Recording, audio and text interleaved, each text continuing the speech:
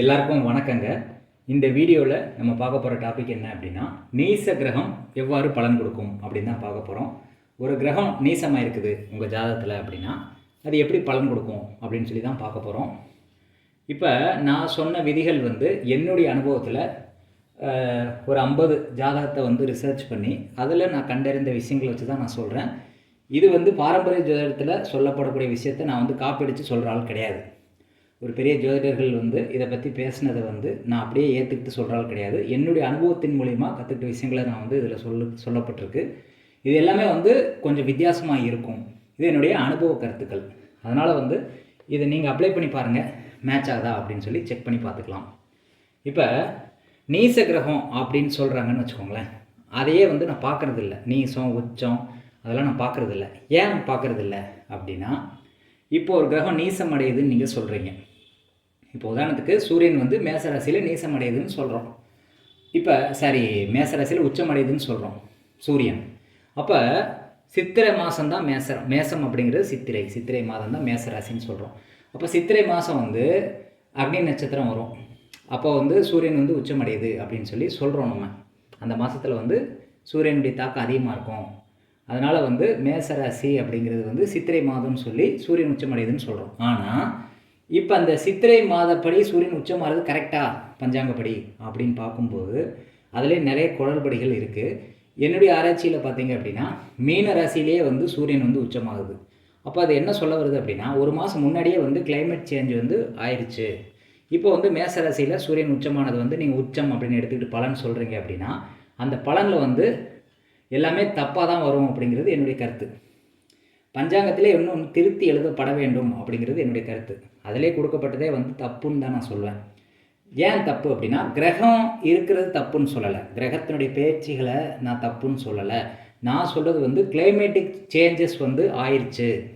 இப்போ உதாரணத்துக்கு தை மாதம் அப்படிங்கிறத நம்ம ஜான்வரி 14 தை மாதம்னு சொல்கிறோம்.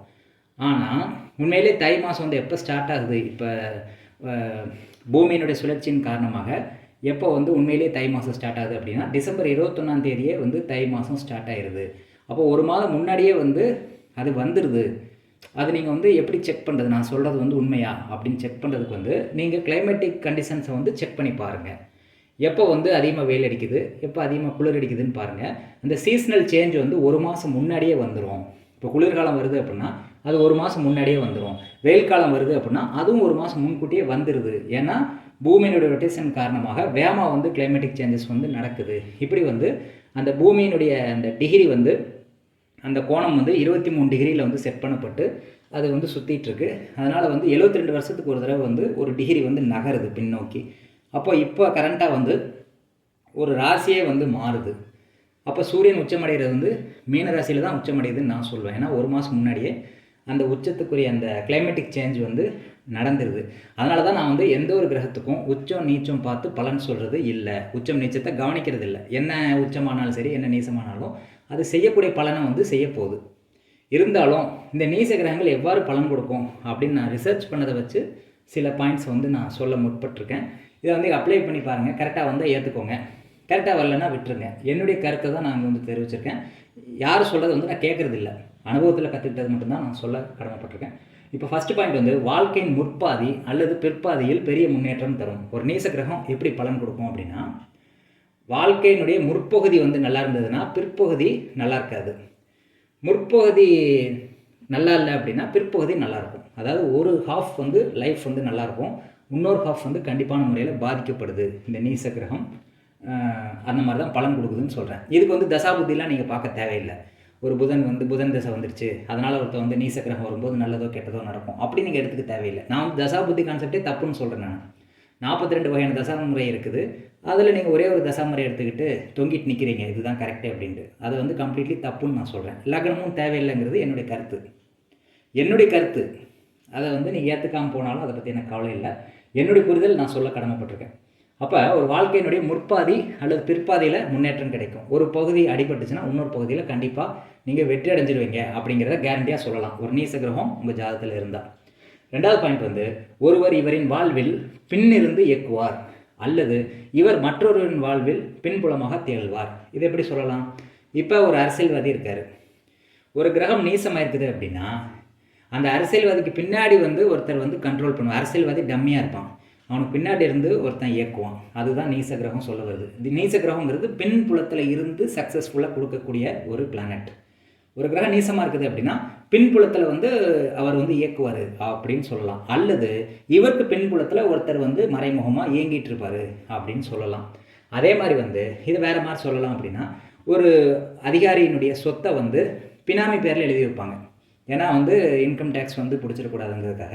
அந்த பினாமியாக செயல்படுறவனுக்கு வந்து நிறைய நீச கிரகங்கள் இருக்கும். யாருக்கு நிறைய நீச கிரகங்கள் இருக்கோ அவங்க தான் வந்து பினாமியாக இருந்து அந்த சொத்தை வந்து பாதுகாப்பாங்க அப்படிங்கிறது தான் இதில் கண்டுபிடிக்கப்பட்ட உண்மை. அப்போ நீச கிரகம் 2 கிரகங்கள் நீசமாக இருக்குது அப்படின்னா அவர் வந்து யாரோ ஒரு சொத்தை வந்து அனுபவிக்கக்கூடிய தன்மை வந்து அவருக்கு இருக்குது அப்படின்னு சொல்லலாம். திடீர்னு எதிர்பாராத விதமாக முன்னேற்றம் கிடச்சி பெரிய கோடீஸ்வரன் ஆயிடுவார் அப்படின்னு சொல்லலாம். வாழ்வு ஏற்ற இறக்கமாகவே இருக்கும். ஒரு ஸ்டெடியாக இல்லாமல் மேலே கீழே போயிட்டு இருக்கிற மாதிரி வாழ்க்கை ஓடும். அடுத்து, மற்றொருவரின் உழைப்பு இவருக்கு பயனளிக்கும் அல்லது இவரின் உழைப்பு மற்றொருவருக்கு பயன்படும். அதாவது இவர் உழைச்சி அது மூலிமா இவர் சம்பாத்தியம் பண்ணுறது வந்து சம்பாத்தியம் பண்ணுறது வந்து கஷ்டம். ஆனால் இன்னொருத்தனுடைய உழைப்பு வந்து இவருக்கு பயன்படும், அல்லது இவர் உழைக்கிறது வந்து இன்னொருத்தருக்கு பயன்படும். இந்த 2ல் ஏதாவது ஒன்று வந்து கண்டிப்பாக நடக்கும் நீச கிரகம் இருந்தால். இவரே சுயமாக உழைச்சி சம்பாதிக்கிறது வந்து கொஞ்சம் கடினம்தான் அப்படின்னு சொல்லலாம். அடுத்து, நீச கிரகம் இருக்கிறதுனால என்ன பெனிஃபிட் அப்படின்னா, லஞ்ச அதிகாரியாக வேலை செய்தால் சிறப்பு தரும். இது நீச கிரகம் வந்து பின்புலமாக இயங்குறதுனால லஞ்ச ஒழிப்புத்துறை அதிகாரியாக வேலை செஞ்சால் சிறப்பாக இருக்கும். அல்லது லஞ்சம் நிறைய வாங்கி ஊழல் செஞ்சு அது மூலிமா மாட்டக்கூடிய தன்மை வந்து இந்த நீச கிரகம் இருக்கிறவங்களுக்கு இருக்கும். அடுத்து, இந்த நீச கிரகம் வேறு என்ன மாதிரி பலன் கொடுக்கும் அப்படின்னா, பெரிய காரியங்களை அமைதியாக செய்வார்.